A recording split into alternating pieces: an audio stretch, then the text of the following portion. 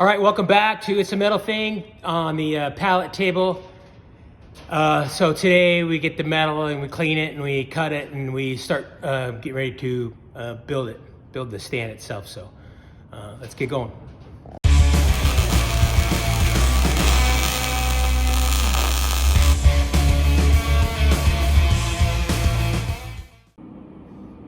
All right, so I'm making this little table. This is the kind of sketches that I get. So it's got an aluminum top. It looks like I don't know if I just said this before, but I'm gonna say it again. It's a pallet table. It's like a painter's palette.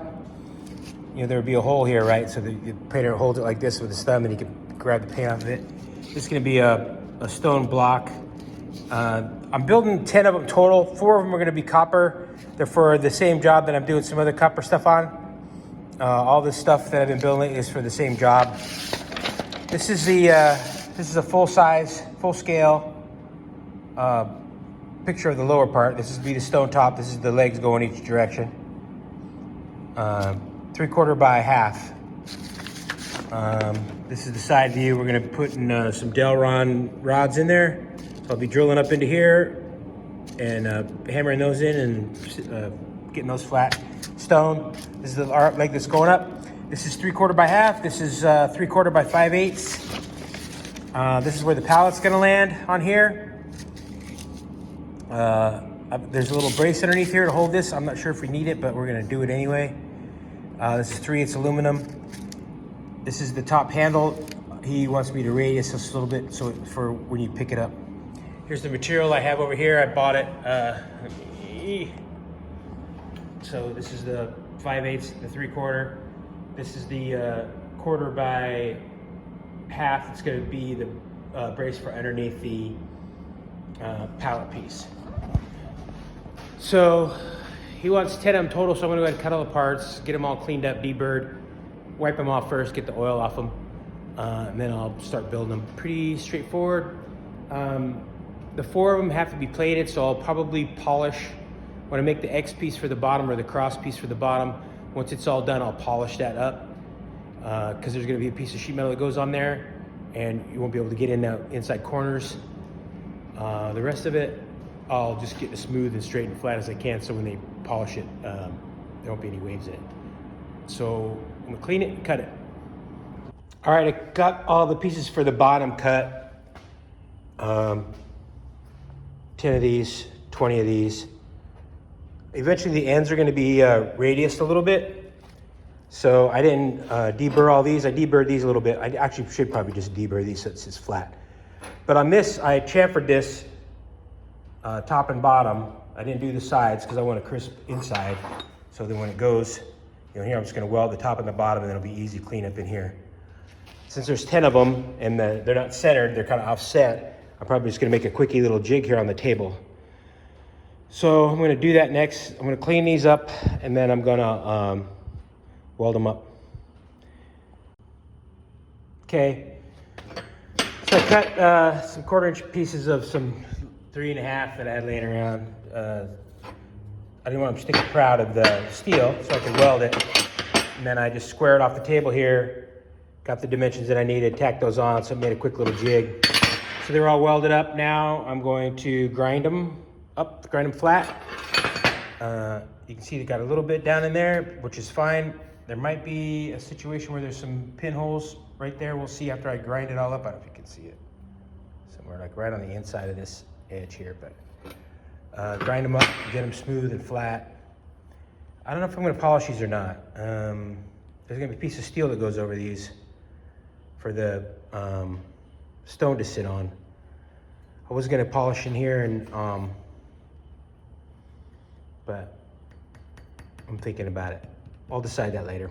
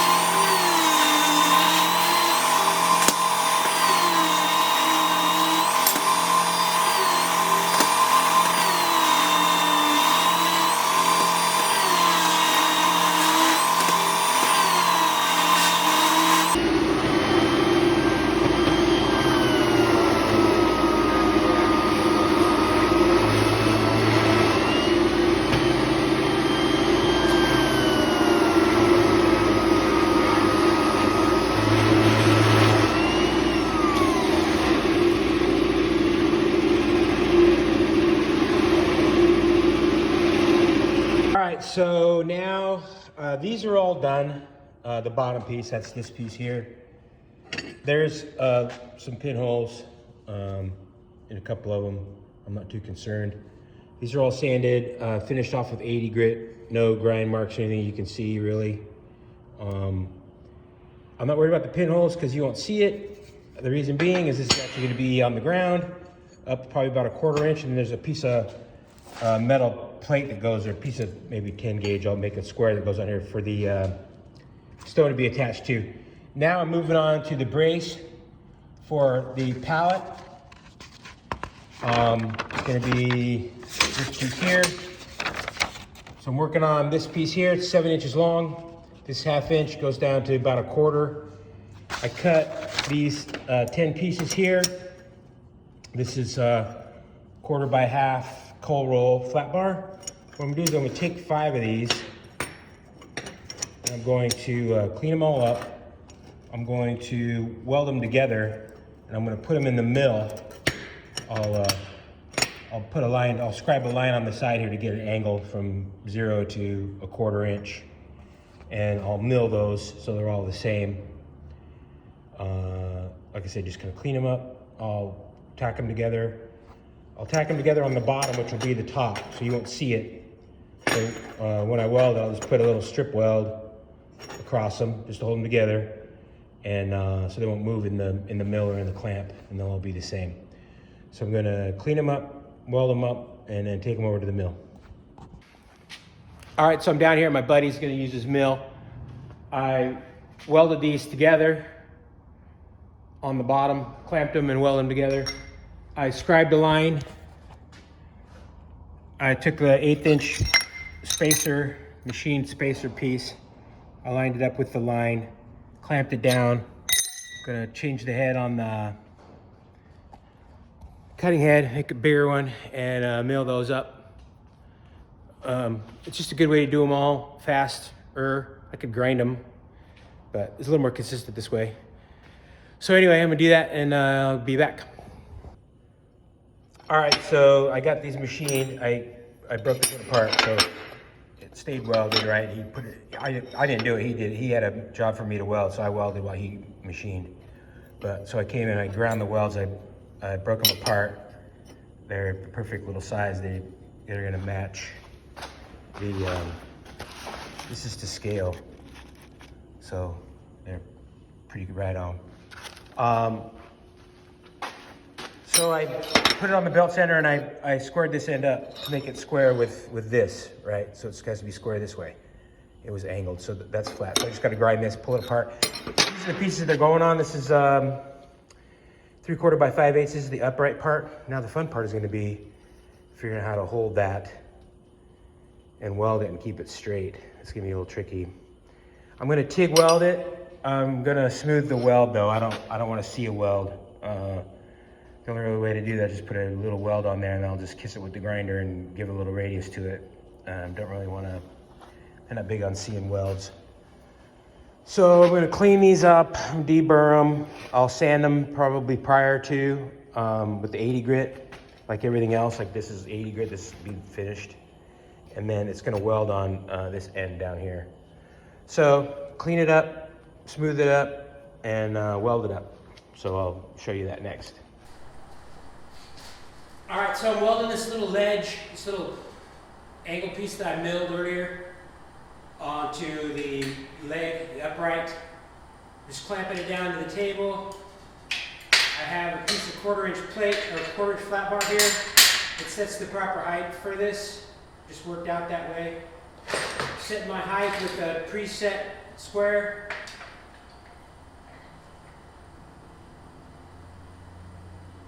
And since the square is such a weird shape, I have this fixed square for squaring this leg up.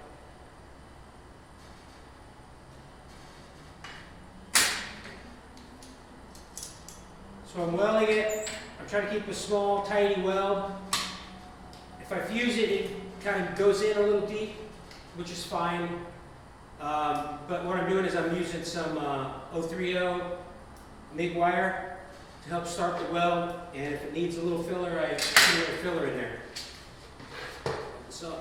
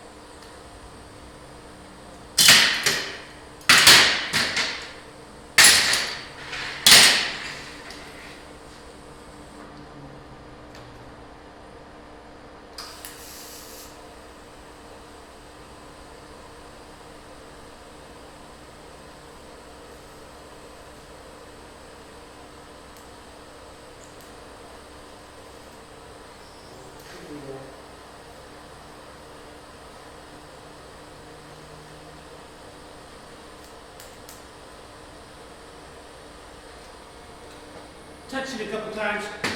Not supposed to do that.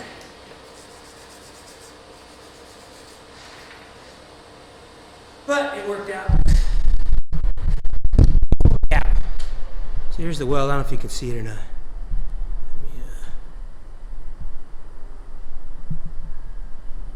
Oh well. So anyway, they all ended up pretty straight. Not too bad. So now I have to address these. I gotta drill some holes in these for some Delron. The Delron I'm using is gonna be 1/4 inch. Typically I'll go a 32nd under to make it a press fit. These are getting copper plated, so probably go with a 1/4 inch hole. If you have to, you can epoxy them in. I just stick them in the hole, get them in the hole, and then I cut them wild, cut them long, and then I'll come back with it, like put a piece of flat bar in there and grind them all flat. So drill the holes, not all the way through, just sink them a little bit.